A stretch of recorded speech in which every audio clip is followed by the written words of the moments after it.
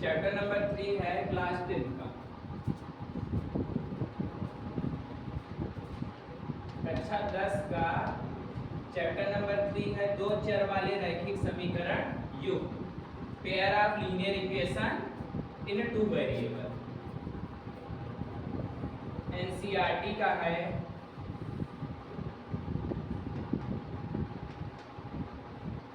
इसमें पहले बेसिक कुछ बताते हैं।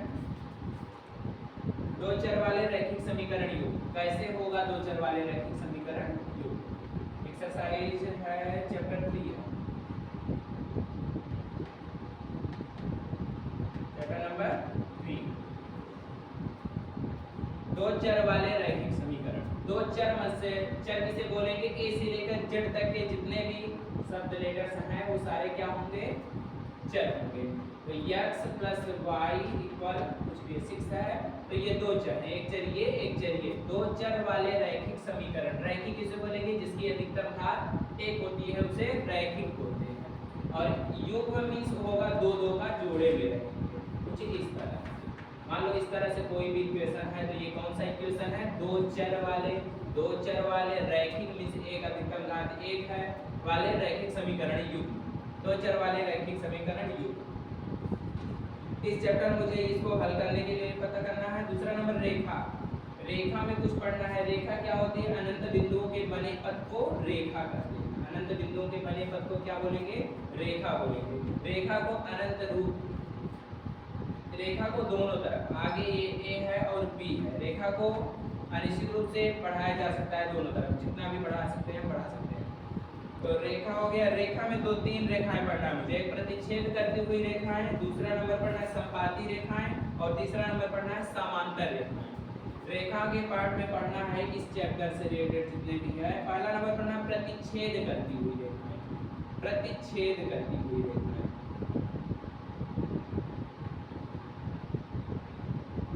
प्रतिच्छेद करती हुई रेखा।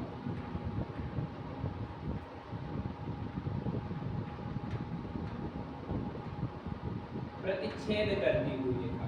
अब प्रतिच्छेद किसे बोलेंगे? इंटरसेक्टिंग लाइन होती है। प्रतिच्छेद करती हुई रेखा कुछ इस तरह को होती है। जो रेखा अधिकतम एक बिंदु पर प्रतिच्छेद करे उसे बोलेंगे प्रतिच्छेद करती हुई रेखा। ये क्या कर रही है? एक बिंदु पे मिल रही है, इस रेखा को हम बोलेंगे प्रतिच्छेद करती हुई रेखा। अधिकतम एक बिंदु पर क्या कर रही है? काट रही है। अधिकतम एक बिंदु पे काट रही है। केवल और केवल एक बिंदु पे जो भी काटेगी वो क्या होगी? प्रतिच्छेद करती हुई रेखा। मान लेते हैं इस रेखा का नाम है ए और बी और इस रेखा का नाम है पी और क्यू। ये क्या कर रही है? ए बी और पी क्यू क्या कर रही है? एक बिंदु पे कट रही है। यहाँ पे कोई पॉइंट है, मान लो यहाँ पे कट रहा है। तो इस तरह की रेखा क्या होती है? प्रतिच्छेद करती हुई रेखा। प्रतिच्छेद करती हुई रेखाओं में अगर कोई भी प्रतिच्छेद करती हुई रेखाएं बन रहा है किसी भी समीकरण से, तो उस समीकरण का केवल और केवल एक हल होगा।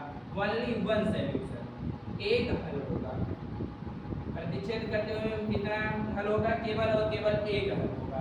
प्रतिच्छेद करते हुए रेखाएं कुछ इस तरह की रहेगी और इसको इससे अगर कोई भी समीकरण किसी भी समीकरण से प्रतिच्छेद करती हुई रेखाएं बन रही है, उस ग्राफ में प्रतिच्छेद करती हुई रेखा बन रही है, तो क्या होगा? केवल और केवल एक हल निकलेगा।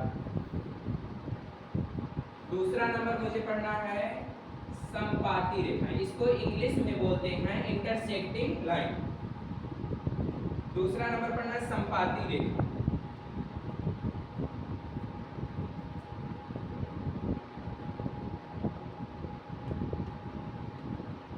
संपाती रेखा। अब संपाती रेखा क्या होती है? प्रत्येक बिंदु पर मिलती है। ये केवल एक बिंदु पर मिलेगी, ये प्रत्येक बिंदु पर मिलेगी। देखिए जैसे एक ये है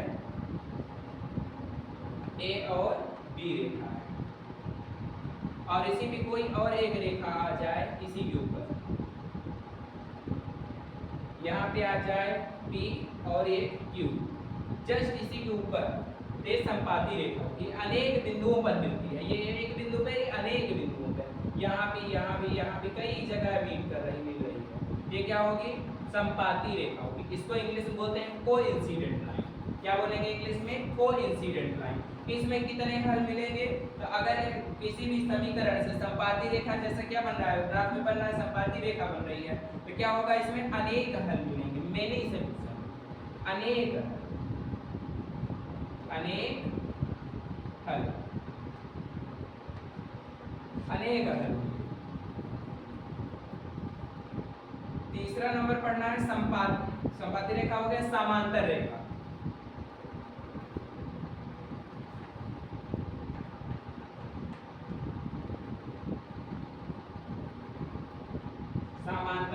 समांतर रेखा किसी भी बिंदु पे नहीं होती है, चाहे जितना बढ़ाया जाए समांतर रेखाओं के दोनों के बिंदुओं के बीच की दूरी जो होती है वो समान होती है। जैसे यहाँ A है और यहाँ B है और यहाँ C है, ये C पॉइंट है और ये क्या है D है। AB रेखा है, एक दूसरी रेखा CD है। इन दोनों के जो बीच की दूरी होती है प्रत्येक बिंदु पे समान होती है। बीच की दूरी क्या होगी, प्रत्येक बिंदु पे समान होगी। इसको बोलते हैं हम समांतर रेखा। समांतर रेखा अगर किसी भी समीकरण से, दो चर वाले रैखिक समीकरण कोई दिया है उस वजह से अगर हम ग्राफ बनाए खींचे तो ग्राफ क्या समांतर रेखा बन रहा है, तो उसमें हल नहीं मिलेगा, कोई हल नहीं, कोई हल नहीं, कोई हल नहीं मिलेगा, कोई भी, नो सॉल्यूशन। इसमें only one solution, unique solution, इसमें बोलेगा मेनी सॉल्यूशन, इसमें रहेगा नो सॉल्यूशन, कोई हल नहीं मिलेगा। तो इतना समझ में आ गया होगा। अगला नंबर है, अच्छा अगर कोई भी इक्वेशन दिया गया है, कुछ इस तरह का इक्वेशन है, इसमें लिखते हैं अनुपातों की तुलना।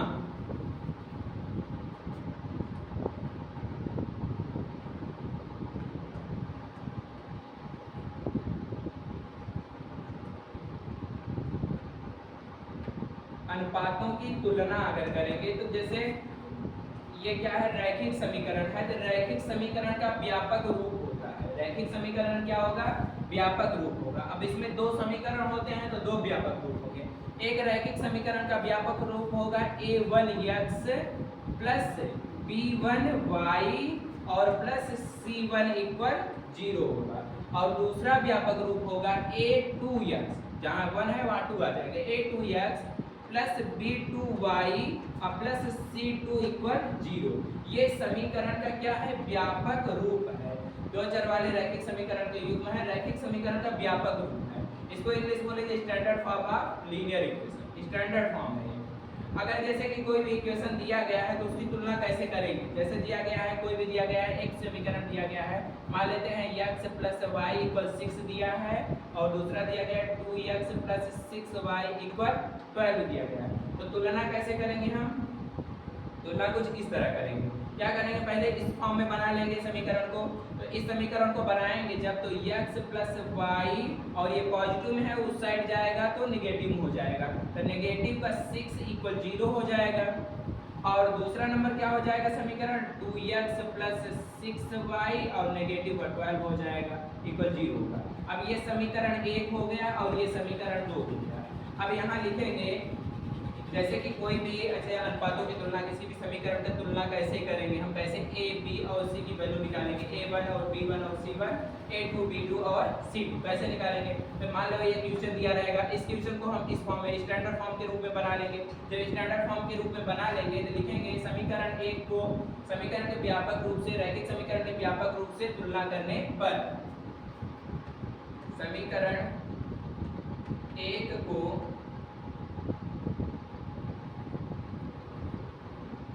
ऐसे लिखता हूँ, ये स्टेटमेंट ऐसे लिखता हूँ, रैखिक समीकरण के व्यापक रूप से तुलना करने पर, रैखिक समीकरण के व्यापक रूप से तुलना करने पर,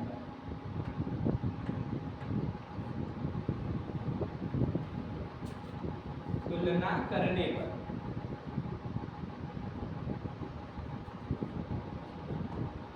रैखिक समीकरण के व्यापक रूप से तुलना करेंगे। कैसे तुलना करेंगे, पहले रैखिक समीकरण पहला लिख लेंगे, रैखिक समीकरण क्या है, x प्लस y नेगेटिव का 6 इक्वल 0 है। अब इसका व्यापक रूप क्या है, व्यापक रूप है a1x प्लस b1y और प्लस c1 इक्वल 0 है। तो तुलना कैसे करेंगे, ए की वैल्यू कितनी आएगी, एक। अच्छा, कोई भी अगर जैसे x लिखा है तो उसका कोएफिशिएंट जो होता है, गुणांक जो होता है वो 1 होता है। कोई भी ऐसे जैसे नॉर्मल x लिखा है तो यहाँ 1 छिपा रहता है, तो a1 की जो वैल्यू आएगी वो 1 आएगी। और b2 की वैल्यू, b1 की वैल्यू क्या आएगी, b1 की वैल्यू x y का गुणांक कितना है, 1 है, 1 छिपा रहता है, यहाँ b1 इक्वल भी 1 आ जाएगा। और c1 इक्वल कितना आएगा, c1 कितना आएगा, c1 की वैल्यू कितनी है, नेगेटिव का 6 है, तो यहाँ पे हम लिखेंगे नेगेटिव का 6। ये कंपेयर किए हैं, किससे किए हैं, linear equation, standard form of linear equation से। इसको हम ऐसे भी लिख सकते हैं, now we are compare to standard form of linear equation. अब इक्वेशन नंबर सेकंड का भी कंपेयर कर दे रहे हैं, तो इक्वेशन नंबर सेकंड पहले लिखेंगे, तो लिखेंगे 2x प्लस 6y नेगेटिव का 12 इक्वल 0 लिखेंगे। अब तुलना कैसे करेंगे, तो तुलना के लिए एक तो इक्वेशन ये वाला इससे तुलना किया, अब इससे तुलना करेंगे। क्या लिखेंगे यहाँ पे एक स्टेटमेंट लिखेंगे, now we are compare to standard form of linear equation, standard form of linear equation. तो कंपेयर करेंगे, a2x लिखेंगे प्लस b2y लिखेंगे प्लस c2 इक्वल 0 लिखेंगे। अब हम क्या करेंगे, a2 की वैल्यू कितनी आएगी मेरे पास, a2 की वैल्यू 2 आएगी, क्योंकि ये जो x का कोएफिशिएंट है वो कितना है, 2 है, और a2 x है, इस वाले x का कोएफिशिएंट क्या है, a2 है, तो a2 इक्वल 2 आएगा। अच्छा, y का कोएफिशिएंट क्या है, कोएफिशिएंट मींस क्या होता है, गुणांक होता है, b2 है, और इस y का कोएफिशिएंट क्या है, गुणांक क्या है, 6 है, तो b2 इक्वल कितना हो जाएगा, 6 हो जाएगा। एंड c2 इक्वल कितना आएगा हमारा, c2 इक्वल नेगेटिव का 12 आएगा। ये अब मुझे क्या पता हो गया, तुलना ऐसे ही की जाएगी। अगर अनुपातों की तुलना सीखेंगे, अनुपातों की तुलना में रैखिक समीकरण का व्यापक रूप लिखेंगे, उसके बाद कोई भी समीकरण है उसको लिखेंगे, उसको व्यापक समीकरण के रूप में बनाएंगे, बनाने के बाद रैखिक समीकरण के व्यापक रूप से तुलना करने पर फिर उसके बाद तुलना करेंगे, तो a1 b1 c1 पता हो जाएगा, a2 b2 और c2 पता हो जाएगा। इतना समझ में आ गया होगा। इसके आगे, अच्छा इसमें और आगे भी पता कर लेते हैं, ठीक है, इतना समझ में आया होगा, इसके आगे पता कर।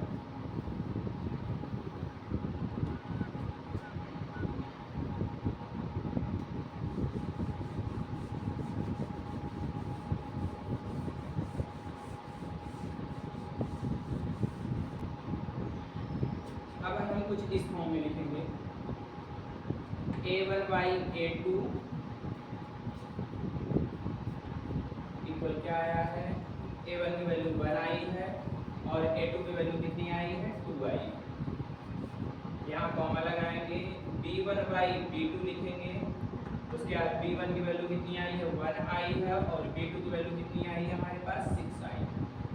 और c1 की वैल्यू लिखेंगे, कॉमा लगाएंगे यहाँ पे, c1 c2 लिखेंगे, c1 की वैल्यू कितनी आई है, नेगेटिव का 6, और c2 की वैल्यू कितना आया है, नेगेटिव का 12 आया है। तो नेगेटिव से नेगेटिव तो कैंसिल आउट हो जाएगा, और 6 1 जा 6 हो जाएगा, 6 2 जा 12 हो जाएगा।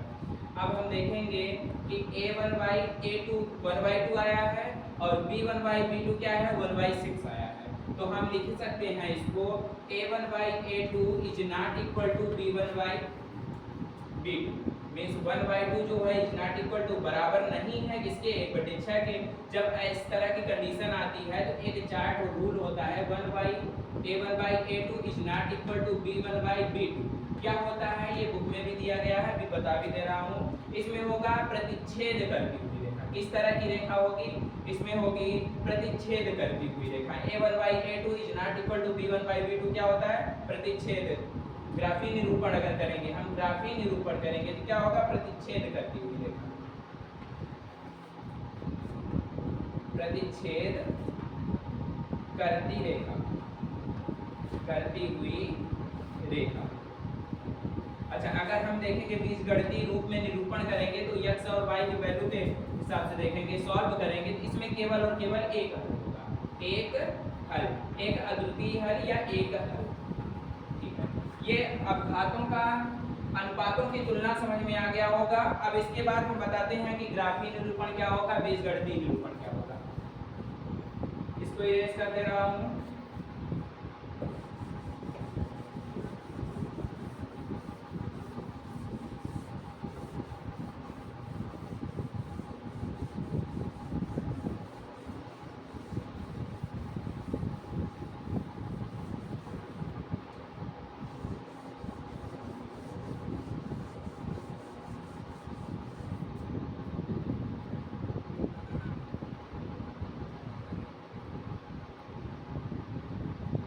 कोई भी इक्वेशन है a1/a2 is not equal to b1/b2 इस फॉर्म में रहेगा, उसका ग्राफी निरूपण में क्या होगा, प्रतिच्छेद करती हुई रेखा मिलेगी। अगर हम उसका ग्राफ के हिसाब से निरूपण करेंगे तो क्या मिलेगा, प्रतिच्छेद करती हुई रेखा। प्रतिच्छेद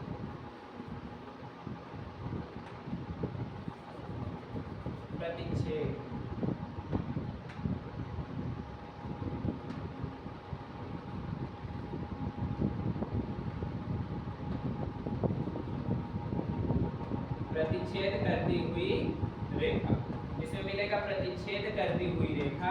अगर बीजगणितीय रूप में निरूपण करेंगे, बीजगणितीय निरूपण करेंगे तो इसका केवल और केवल एक केवल एक दूसरा नंबर है। अब प्रतिच्छेद करती हुई रेखा भी ड्रॉ कर दे रहा हूं, कुछ इस फॉर्म में रहेगा।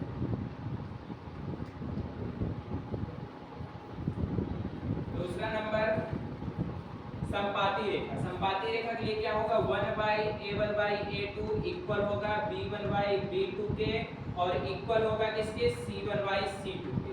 अगर ग्राफी निरूपण में अनुपातों की तुलना बता ही दिया हूं कि कैसे a1a2 और b1b2 और c1c2 कैसे निकलेगा। अगर उसमें हम कंपेयर करेंगे ऐसे, अगर किसी भी समीकरण का क्या ग्राफी निरूपण निकालना है मुझे, a1/a2 b1/b2 और c1/c2 तीनों अगर इक्वल आता है, तीनों इक्वल आता है तो क्या होगा, संपाती रेखा होगा। ग्राफी निरूपण में क्या होगा, संपाती रेखा होगा। संपाती रेखा होगा। अगर बीजगणितीय निरूपण करेंगे, अगर उसका हल निकालेंगे क्वेश्चन सॉल्व करके, उसको इक्वेशन को सॉल्व करके निकालेंगे तो उसमें केवल क्या होगा, अनेक हल निकलेंगे, अनेक हल निकलेंगे, मेनी सॉल्यूशन, अनेक हल। इसमें अनेक हल, मेनी सॉल्यूशन मिलेगा कोइंसिडेंट लाइन में। और इंटरसेक्टिंग लाइन में क्या होगा, ओनली वन सॉल्यूशन। तीसरा नंबर है, अगर कुछ इस फॉर्म का है a1/a2 equal b1/b2 is not equal to c1/c2, इस फॉर्म में है अगर हमारा इक्वेशन, तब क्या होगा, इसमें समांतर रेखा बनेगी। ग्राफी विधि में क्या होगा, समांतर रेखा बनेगी, समांतर रेखा।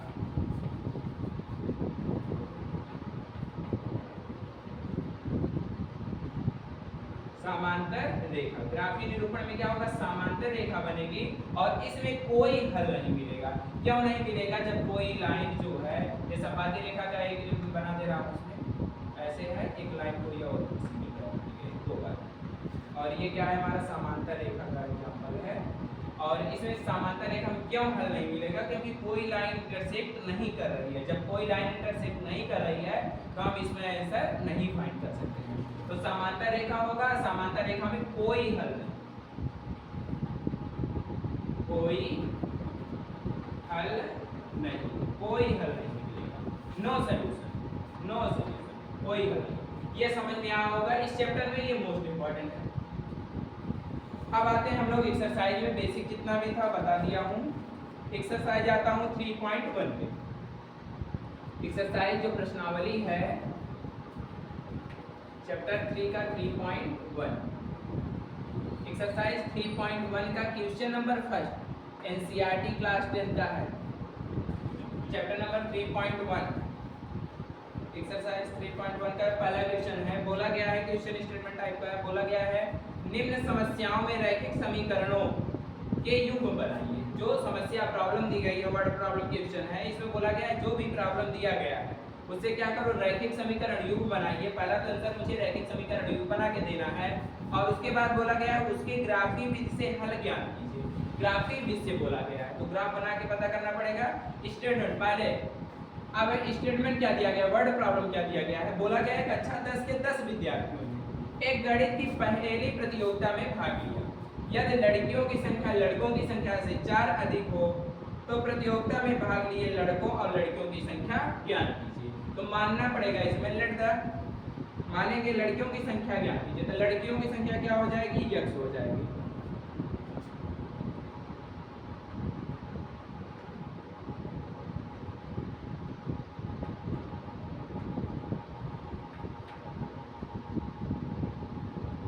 लड़कियों की संख्या x, माना लड़कियों की संख्या माना लड़कियों की संख्या क्या है, x है। अच्छा, लड़कियों की संख्या x मान ली है और लड़कों की संख्या क्या मान लेते हैं, y मान लेते हैं। और लड़कों की संख्या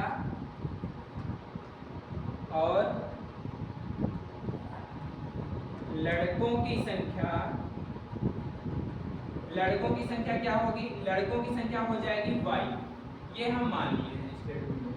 अब अकॉर्डिंग टू क्वेश्चन, प्रश्नानुसार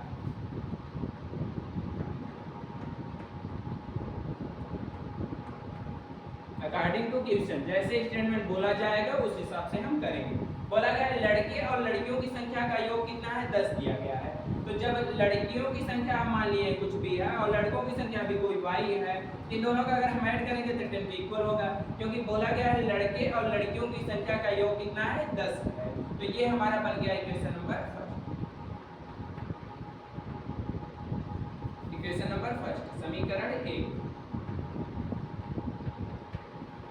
उसके बाद बोला गया है दूसरा स्टेटमेंट, यदि लड़कियों की संख्या लड़कों की संख्या से 4 अधिक हो, जैसे हम बैलेंस पर इक्वल करते हैं, यहाँ कर देते हैं लड़कियों की संख्या क्या है, y है, लड़कियों की संख्या x माना गया है, तो लड़कों की संख्या x हो जाएगी और लड़कों की संख्या y हो जाएगी।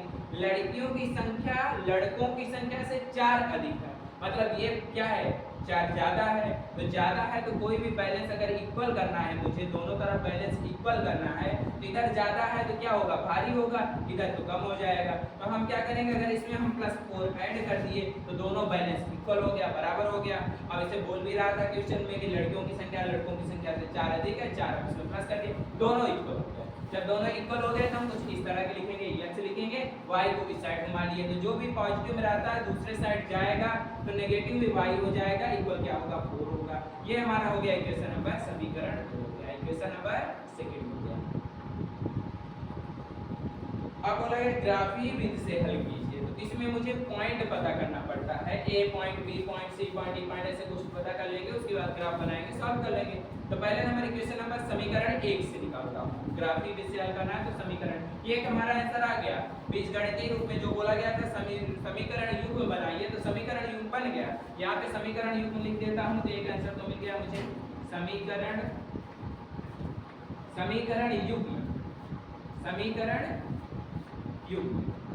युग्म में क्या मिला हमारा, एक मिला है हमारा समीकरण युग्म x + y = 10 और दूसरा मिला x नेगेटिव y = 4। ये हमारा समीकरण युग्म मिल गया। अब मुझे अगला ग्राफीय विधि से हल ज्ञात करना है, तो एक आंसर हो गया, दूसरा आंसर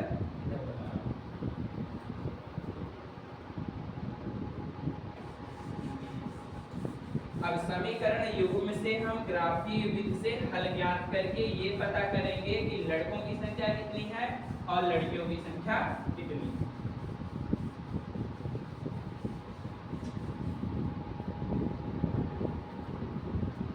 समीकरण युग्म है समीकरण 1 से, समीकरण 1 से, समीकरण 1 में लिखा है x + y = 10, यहाँ x इक्वल हम कुछ इस फॉर्म में बना सकते हैं, x इक्वल मैं लिख सकता हूँ 10 और जो पॉजिटिव में इधर आएगा नेगेटिव में y हो जाएगा, ठीक है। अब इससे मैं एक चार्ट बना लेता हूँ, जैसे छोटा क्वेश्चन है तो इस डिब्बे जैसा बना लेता हूँ, इसी से सॉल्व करके आंसर फाइंड कर लेता हूँ। यहाँ x लिख देता हूँ, यहाँ y, जब बड़ा क्वेश्चन रहेगा तो सॉल्व करना पड़ेगा। देखो अगर हम y की वैल्यू अगर हम यहाँ पे 5 रखेंगे तो x की वैल्यू कितनी आएगी, 5 आएगी। अगर y की वैल्यू हम यहाँ पे 3 रख देते हैं, अब देखो कैसे रखते हैं, यहाँ पे हम 5 रखें तो 10 में से 5 सेपरेट हो गया, 5 आ गया।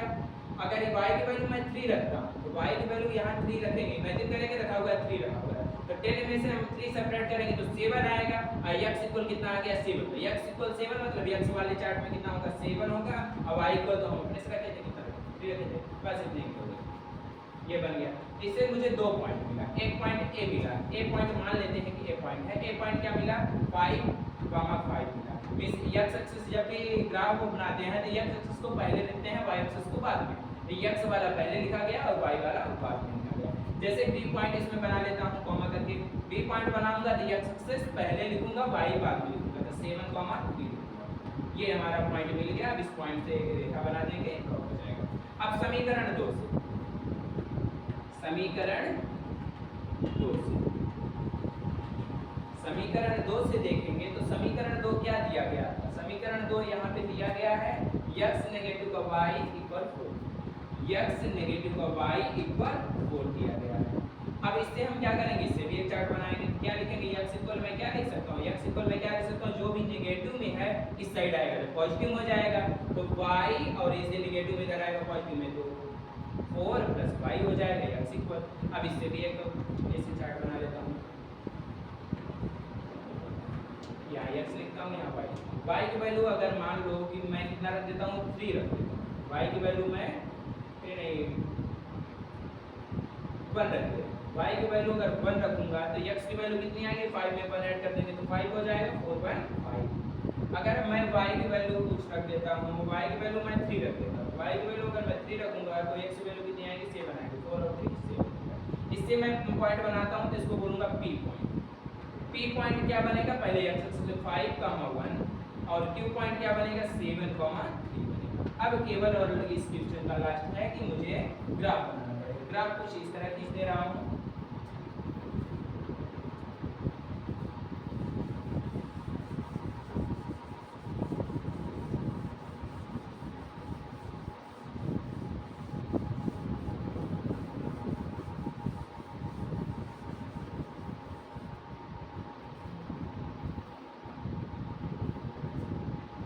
इधर ग्राफ बना दे रहा हूँ,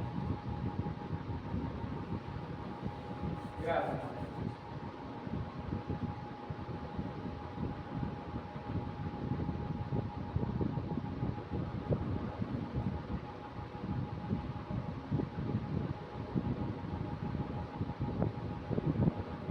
ये x एक्सिस होगा और ये x डैश होगा, ये y एक्सिस होगा और ये y डैश होगा।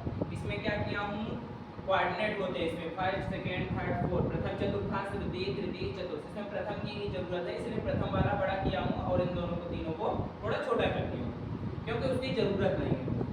यहाँ 1 मैक्सिमम नंबर है मेरे पास 7 तक है, 8 बना लेता हूँ। 1 2 3 4 5 6 7 और इधर भी ड्रॉ कर ले रहा हूँ 1 2 3 4 5 6 नंबरिंग कर ले रहा हूँ 1 2 3 4 5 6 7।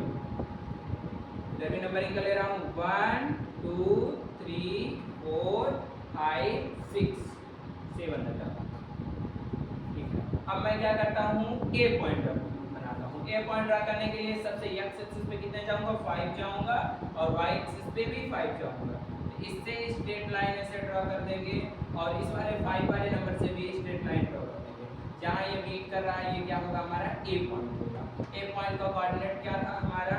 ए पॉइंट का हमारा कोऑर्डिनेट था 5, 5।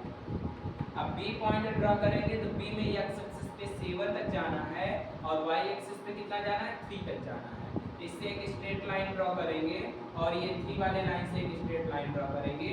कुछ यहाँ पे पॉइंट इधर से मीट कर रही है, यहाँ पे जो मिल रही है पॉइंट ये हमारा बी पॉइंट होगा और बी पॉइंट का कोऑर्डिनेट क्या है हमारा? 7, 3। सेम टू सेम ऐसे ही लिखना है एग्जाम में। उसके बाद क्या करेंगे? इस इक्वेशन से जो हमारी लाइन बन रही है वो ऐसे स्ट्रेट लाइन ड्रॉ होगी।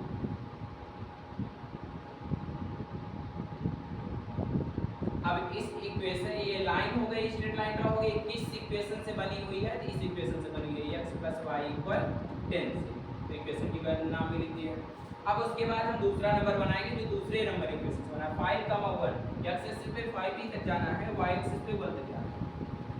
तो एक पॉइंट यहाँ पे मिल रही है, इस पॉइंट का नाम है P और P पॉइंट का कोऑर्डिनेट जो है वो 5, नेगेटिव का 1 है और एक में जाना है 7, 3। x एक्सिस पे 7 और y एक्सिस पे 3, मतलब जो B पॉइंट है वो ही QP पॉइंट है, B और QP पॉइंट है। तो यही पॉइंट है, तो इन दोनों पॉइंट को मिलाएंगे। जैसे इन दोनों को मिलाया गया तो इन दोनों को अगर हम मिलाते हैं तो कुछ इस तरह ड्रॉ होगी।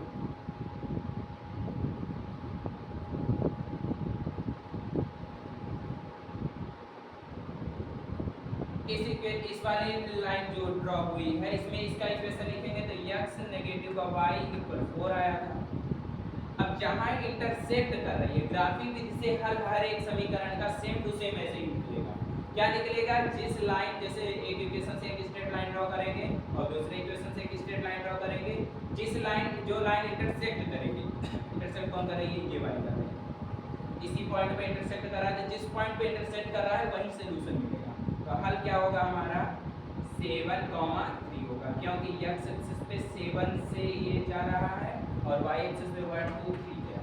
तो 7,3 x एक्सिस को पहले लिखेंगे y को बाद में। x एक्सिस को पहले लिखा गया, y को बाद में लिखा गया, मींस x की वैल्यू 7 आ गई और y की वैल्यू 3 आ गई। मींस लड़कियों की संख्या क्या हो जाएगी,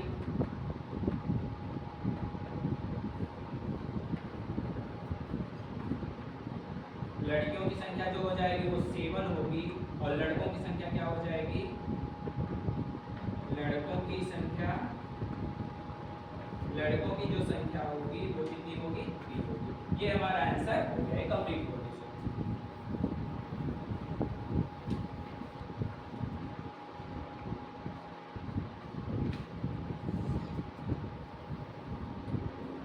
अब क्वेश्चन नंबर 2 बताते हैं, ये समझ में आ गया होगा।